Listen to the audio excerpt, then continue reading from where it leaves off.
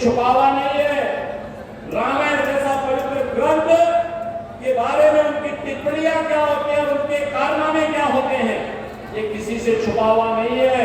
और इसीलिए मैं एक बार फिर से कानपुर के पास आया हूं, कानपुर नगर वासियों के पास आया हूं कि अपने इस मेट्रो सिटी को फिर से बुनियादी सुविधाओं को और बेहतर करने के लिए डबल इंजन सरकार के साथ एक ट्रिपल इंजन के रूप में भी नगर निगम का बोर्ड बनना चाहिए और भारतीय जनता पार्टी का बोर्ड बनेगा तो भाइयों बहनों इन सुविधाओं को और बेहतर बनाने में मदद मिलेगी। और इसीलिए आज मैं आपसे अपील करने के लिए आया हूं कि Bharatiya Janata party double engine के साथ इस ट्रिपल इंजन को फिर से जोड़ने के लिए जो बुनियादी सुविधाएं विगत 6 वर्ष और 9 वर्ष के अंदर कानपुर को प्राप्त हुई है, भैया बिना इसमें अभिवृद्धि के लिए ढेर सारी गुंजाइश है और उस गुंजाइश को आगे बढ़ाने के लिए आज नगर निकाय चुनाव एक माध्यम है हमारे पास। यहां पर न केवल नगर निगम में महापौर को बल्कि सभी वार्डों में भारतीय जनता पार्टी के प्रत्याशियों को विजयी बना करके एक बेहतरीन और पूर्ण मेजोरिटी का बोर्ड भारतीय जनता पार्टी का बने, यह हम सबकी प्राथमिकता है। भाइयों बहनों ये चुनाव व्यक्तिगत राग द्वेष का चुनाव नहीं है। ये चुनाव व्यक्तिगत रूप से टिप्पणी करने का चुनाव नहीं है। ये चुनाव अपनी सिटी को स्मार्ट सिटी बनाने, अपनी सिटी को सेफ सिटी बनाने, अपनी सिटी को उन सभी बुनियादी सुविधाओं से आच्छादित करने का एक चुनाव है जो एक नागरिक के रूप में उसका अधिकार बनता है। उससे अच्छी सड़कें मिले, उसे 2023 के अंत में 5 इंटरनेशनल एयरपोर्ट वाला उत्तर प्रदेश देश का एकमात्र राज्य होगा। ये नया उत्तर प्रदेश नए भारत को ग्रोथ इंजन के रूप में नई ताकत देने का कार्य करेगा। और भाइयों बहनों जहां ये कार्य युद्ध स्तर पर हुए हैं वहीं उत्तर प्रदेश आज अपने स्वयं की पहचान को भी आगे बढ़ाने का कार्य कर रहा है। आज उत्तर प्रदेश के अंदर क्या नहीं है, सब कुछ हमारे पास है, बशर्ते कार्यक्रमों को ईमानदारी के साथ आगे बढ़ाने की। और उसे ही आगे बढ़ाने के लिए आज मैं आपसे अपील करने के लिए आया हूं कि नगर निगम चुनाव केवल एक चुनाव नहीं है, लोकतंत्र का एक उत्सव मात्र नहीं है, जनता को बुनियादी सुविधाएं उपलब्ध कराने का भी एक माध्यम है। जनता के साथ न केवल संवाद बना करके बल्कि उन समस्याओं का समाधान करने का भी एक माध्यम है जो हर नगर के अंदर आम जनमानस की बुनियादी सुविधाओं के लिए आवश्यक होता है। भाइयों बहनों आपने पिछले 6 वर्ष के अंदर बदलते हुए उत्तर प्रदेश के अंदर नगरीय जीवन में बुनियादी सुविधाओं को उपलब्ध कराने के लिए किए गए प्रयासों को अपनी ओर से देखा होगा। 2017 के पहले का उत्तर प्रदेश नगरीय क्षेत्र कूड़े का ढेर लगता था। किसी भी नगर में आप जाइए कूड़े का बड़ा सा एक ढेर उस नगर की पहली पहचान बनती थी। पहला हमारा मुकाबला होता था उस कूड़े के ढेर से। आज उत्तर प्रदेश की सिटी कूड़े के ढेर नहीं बल्कि स्मार्ट सिटी बनने की ओर अग्रसर है। हर सिटी हर नगर निगम 17 नगर निगम को हम लोग वर्तमान में स्मार्ट सिटी के रूप में विकसित कर रहे हैं, जिनमें कानपुर भी एक महानगर है। इस स्मार्ट सिटी के रूप में जनता की बुनियादी सुविधाओं को आगे बढ़ाने का कार्य किया जा रहा है। भाइयों बहनों यही नहीं, 17 के पहले हर कभी कानपुर कर्फ्यू के लिए जाना जाता था। आज कानपुर में कर्फ्यू नहीं, कानपुर में आज यहाँ पर कानपुर का एयरपोर्ट बनकर के तैयार हो चुका है। इसी महीने इसका उद्घाटन करने के लिए आ रहे हैं हम लोग। भव्य एयरपोर्ट का निर्माण कानपुर का अपना एयरपोर्ट होगा। लखनऊ कानपुर के बीच में ग्रीनफील्ड एक्सप्रेस हाईवे एक नई पहचान बना रहा है।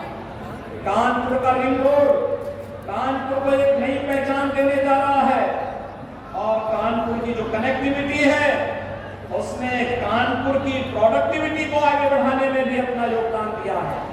आपने देखा होगा विगत वर्ष ही प्रधानमंत्री जी के सानिध्य में पब्लिक ट्रांसपोर्ट का बेहतरीन साधन कानपुर को मिला है मेट्रो, और मेट्रो के सेकंड फेज का काम भी युद्ध स्तर पर चल रहा है।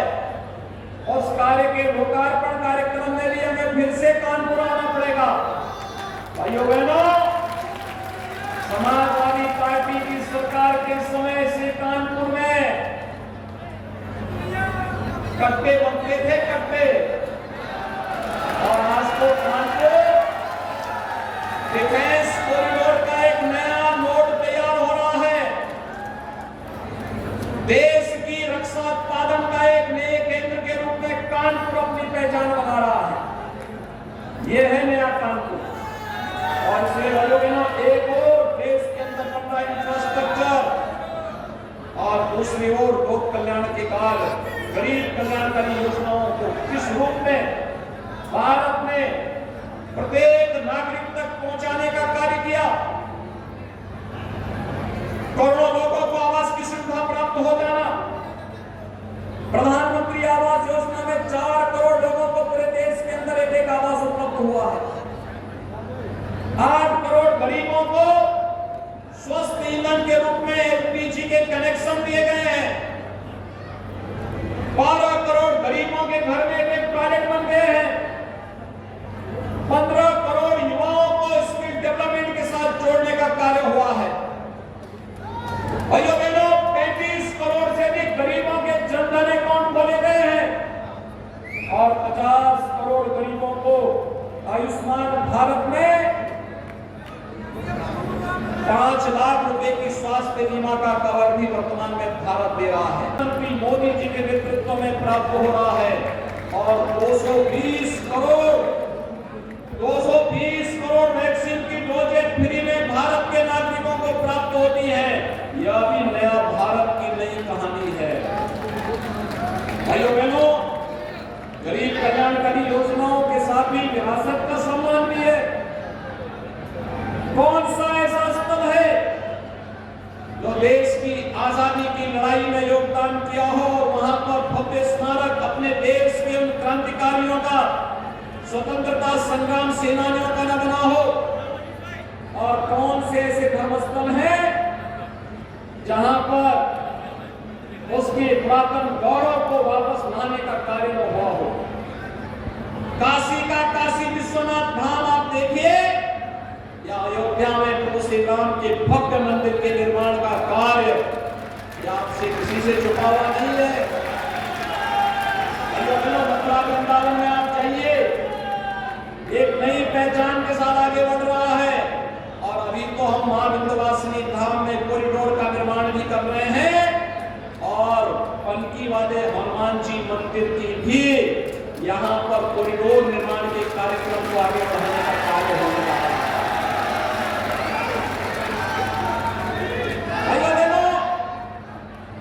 नए भारत का ये नया उत्तर प्रदेश है।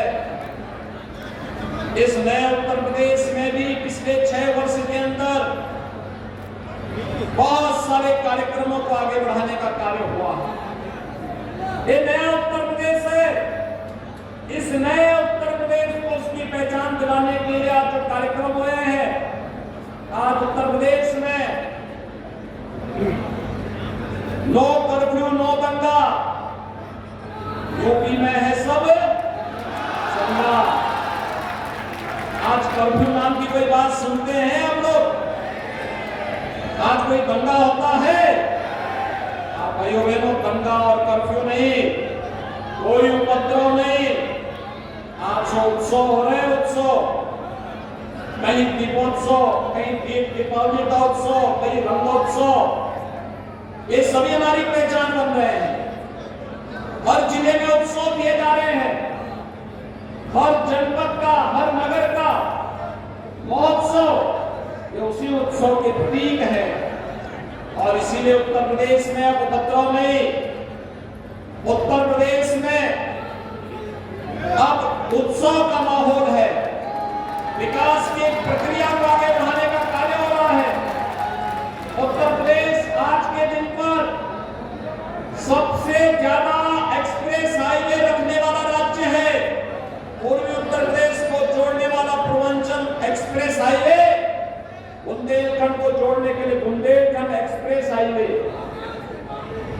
प्रदेश के दो महानगरों को जोड़ने के लिए कानपुर और लखनऊ को जोड़ने के लिए Kanpur Lucknow greenfield express highway पर कार्य युद्ध स्तर पर चल रहा है। और उत्तर प्रदेश आज के दिन पर देश में सर्वाधिक मेट्रो वाला सिटी भी है। कानपुर, लखनऊ, गाजियाबाद, नोएडा, ग्रेटर नोएडा, यहाँ पर मेट्रो का संचालन हो चुका है। और भाइयों बहनों, आगरा में बहुत शीघ्र जब राज्य और केंद्र सरकार की पूरी मदद उसके साथ मिल रही हो और एक समन्वय हो, एक बेहतर तालमेल हो, अन्यथा भाइयों बहनों अकेले नगर निगम बोर्ड कुछ भी करने की स्थिति में नहीं हो सकता है। और इसीलिए मेरी आप सबसे अपील है, आज जब कानपुर अपने पुराने वैभव को पुनर्स्थापित कर रहा है, उन स्थितियों में नगर निगम चुनाव कानपुर के दृष्टि अत्यंत महत्वपूर्ण होगा। और इसके लिए भारतीय जनता पार्टी नेतृत्व ने श्रीमती प्रमिला पांडे जी को फिर से महापौर पद के प्रत्याशी के रूप में आपके बीच में यहाँ पर उतारा है। भाइयों बहनों, इनके साथ ही हमारे पार्षद पद के प्रत्याशी कौन भी होंगे? यहाँ पे पार्षद पद के प्रत्याशी आए हैं। पार्षद पद के प्रत्याशी में अपने जगह हाथ जोड़ के खड़े हो जाइए। भाइयों बहनों, ये पार्षद पद के हमारे प्रत्याशी भी होंगे। इन सबको विजयी बनाने की अपील आप सबसे करते हुए कि 11 मई को द्वितीय चरण में नगर निकाय के होने वाले चुनाव में कानपुर नगर निगम में और कानपुर जनपद से जुड़े हुए सभी नगर निकायों में भारतीय जनता पार्टी का महापौर, चेयरमैन, पार्षद, इन फुल मेजॉरिटी के बोर्ड को गठित करने में आप सभी अपना आशीर्वाद दें। यही अपील आप सबसे करते हुए एक बार आप सब मेरे साथ बोलेंगे, भारत माता की, भारत माता की, भारत माता की, जय श्री राम, जय श्री राम।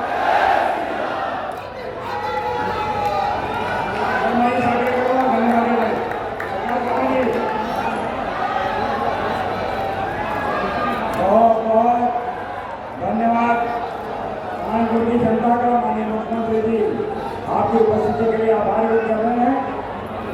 प्रकाश शर्मा जी, अगर आपको हमारा वीडियो पसंद आया हो तो इसे लाइक करें, सब्सक्राइब करें और साथ ही बेल आइकन दबाना ना भूलें।